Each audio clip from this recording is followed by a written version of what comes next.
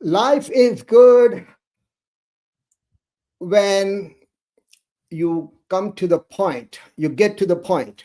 And today we have with us Evelyn Marrero to talk about why it is important to get to the point. Evelyn, thank you very much for joining us. Thank you for inviting me. It's quite an honor, and happy Valentine's Day to you. Thank you, and same to you, and also wishing our audience a very happy Valentine's Day 2026. Uh, so, Evelyn, why don't you, before we begin, why don't you tell our audience briefly few things about you?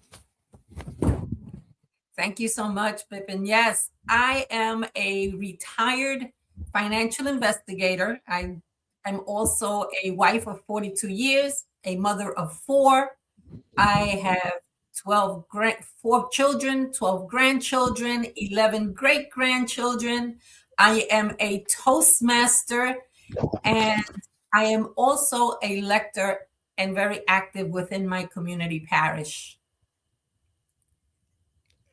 You have been very active in Toastmasters in the last 5 years that I have known you. You have held various leadership roles and been a mentor to so many.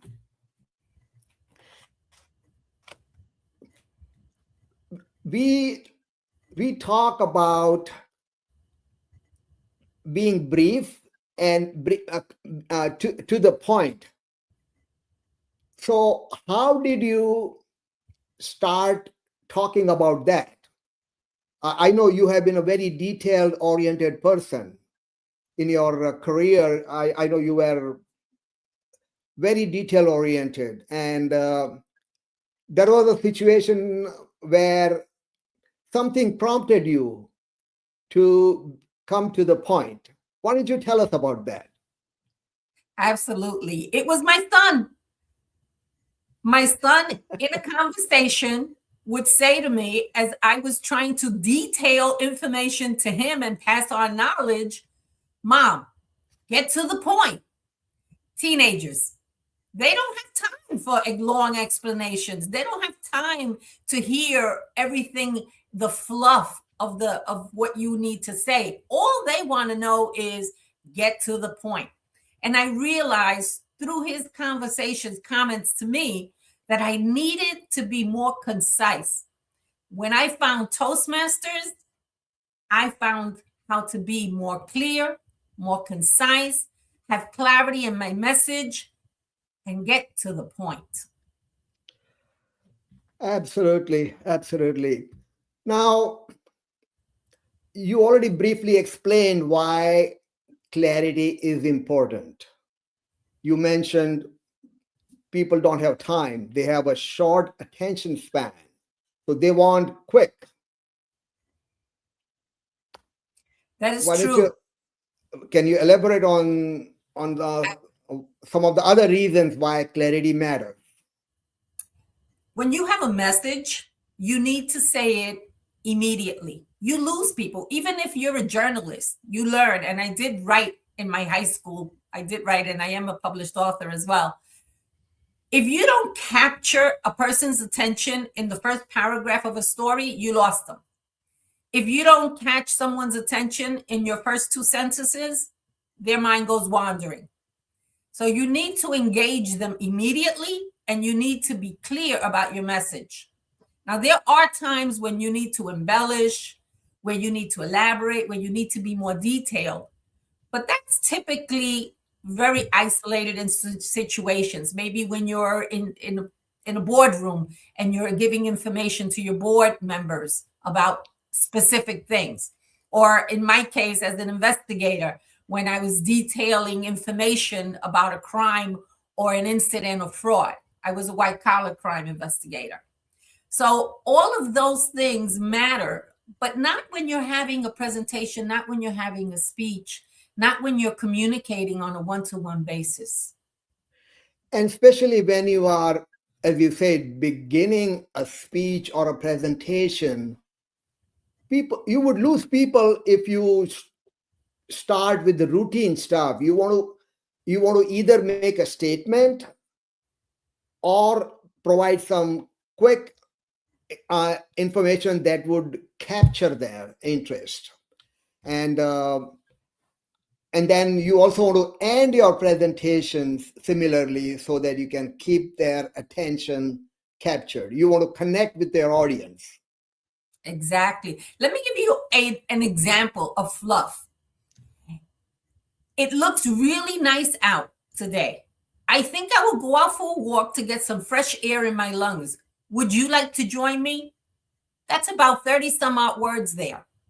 My objective is to get you to walk with me. Wouldn't it be easier if I just said, would you like to join me for a walk to get some fresh air? That's 50% of the words that I used in the earlier example. Being more concise and getting to the point lets people know your objective immediately. And it clears the way for a better response. They're not wandering. Their minds aren't going somewhere. They don't shut you off. They're listening. It takes a lot of practice and a lot of listening. Your listening skills have to be really sharp in order to be able to clearly and concisely give your message and speak with your objective in place. Absolutely. And then as part of the audience, if you are listening to the speaker with an object of what next question you want to ask, then you kind of lose what the speaker is trying to tell you, and so you want to listen very thoughtfully and try to understand the matter. Absolutely. If I am talking, giving a presentation, a speech, or even communicating one-on-one, and you want to ask me something, but I go off on a tangent because I'm adding things that are just unnecessary, you lose your train of thought. You lose what you were going to ask, or the time to ask it passes, and you feel that it's irrelevant.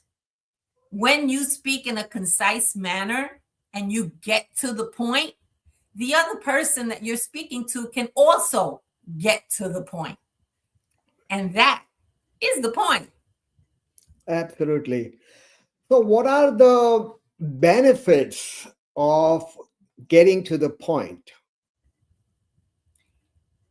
Having your message heard, being able to convey the information you want to give someone, being understood, giving the opportunity to other individuals to ask for clarity if they need it. Sometimes you're saying things that people already know, so it's being repeated. Do they want you to repeat every single? No, it gets boring. Then it becomes a boring conversation. So if you get to the point, you're concise, and you put your message out there without any additional fluff, as they say, then it's presented in a better manner, and it's better understood. And the message is where it needs to be. It's targeted. Right, absolutely. Now, listening to experts like Simon Schuster, who says, if you want your presentation to be memorable, you want to connect with the audience, and by getting directly to the point, your audience can feel the connection. They feel that, yes, we are talking to them. When you are giving a presentation and you want to engage your audience, not only is your message important, your body gestures, your body language is important, as well as your gestures and your vocal variety. I've always said that if you really want to engage someone, you lean in and you whisper. Everyone leans in with you and hears you. There are many different ways to engage your audience.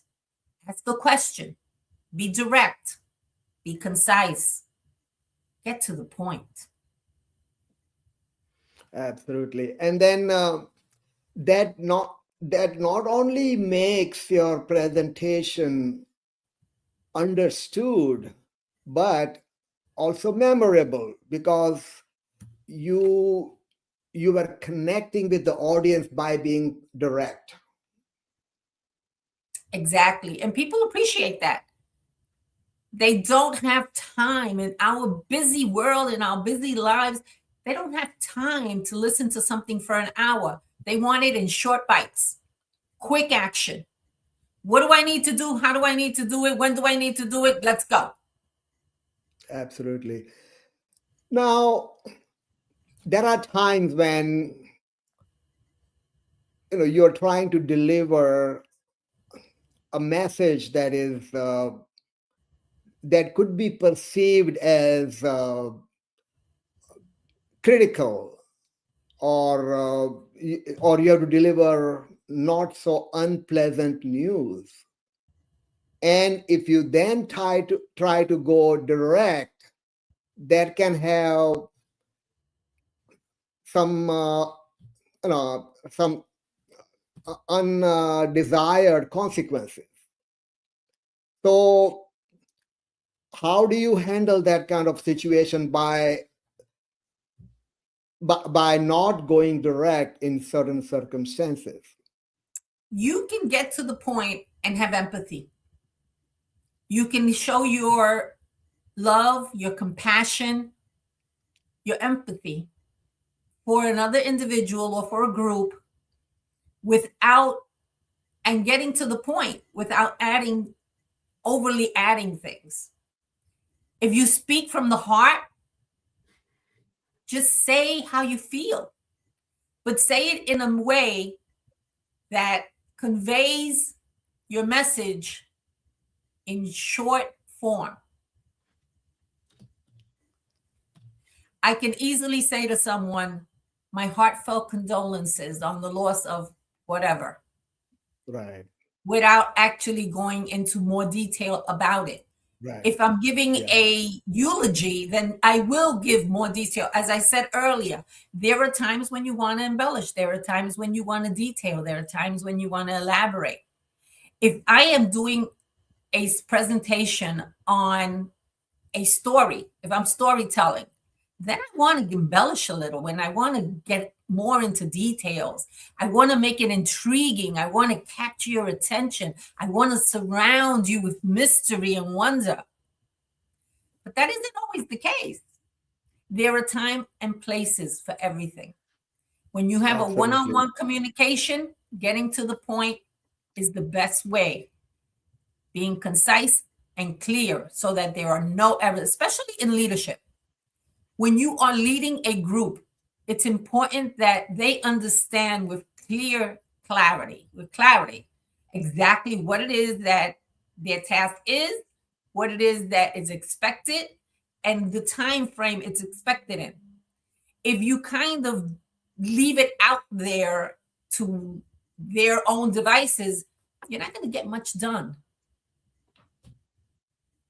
Right. And so you have to have a balance in this, as you explained. In certain instances, you have to go straight to the point. In certain cases, you have to elaborate. You have to amplify and make sure that you're not coming off as an abrupt, empathy, sympathetic. All those qualities will help you deliver the message and have the desired effect that you are intending to. Precisely. And as I said before, it's the way that you say it, using your vocal variety, your mannerisms, using your body language, and the chosen word, the spoken word. But a lot of that requires listening. You need to listen to what is being said at the moment so that you can acknowledge for yourself what is needed. When you are able to listen to the situation, then you're able to respond adequately. Right. So key here is always being able to listen. In Toastmasters, that is one of the key objectives, is to learn how to listen. Because when you learn how to listen, you learn a lot more. Absolutely. Uh,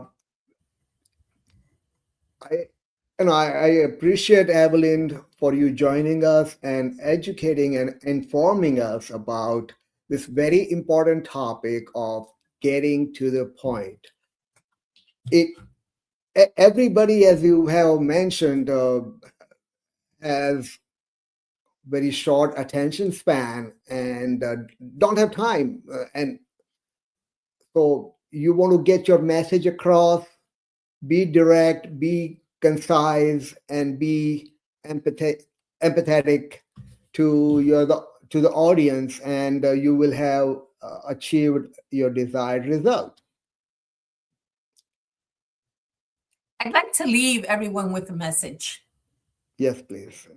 My desire to be of service led me to be a servant leader. As soon as I became a Toastmaster, I delved into volunteering at the district level. That allowed me to learn the inner workings of the district and Toastmasters International. As I joined committees and chaired committees, I interacted with others outside of my club. That's networking at the ultimate level, and how the leader in me was born. So don't be afraid to go outside your comfort zone and learn about others, network with others in Toastmasters, outside of Toastmasters, in your community, at your work environment, wherever that may take you. Thank you. Sure. And having known you for the last 4 or 5 years, I have seen how many meetings and training do you provide and get. And I know that a couple of years ago, District 46 of Toastmasters, they instituted an award in your name, Evelyn Marrero Servant Leader Award. And even on the website, they have one of the virtual assistants that is named after you. The Eve bot. Yes. And there is again all of which has been made. I know my friend Stella Umuna has been phenomenal in redoing that website and introducing many of the new features. And it's just a pleasure to have you today and at most of the district and national Toastmaster events. So thank you very much for joining us. I appreciate your time and effort and your service, and wish you a very happy Valentine's Day. Enjoy it with your family. Thank you so much, Bipin. It's been a pleasure and an honor to be your guest on your podcast. Thank you. And I'm day. yes, and I'm also very delighted and honored that we were able to make this happen. Thank you very much.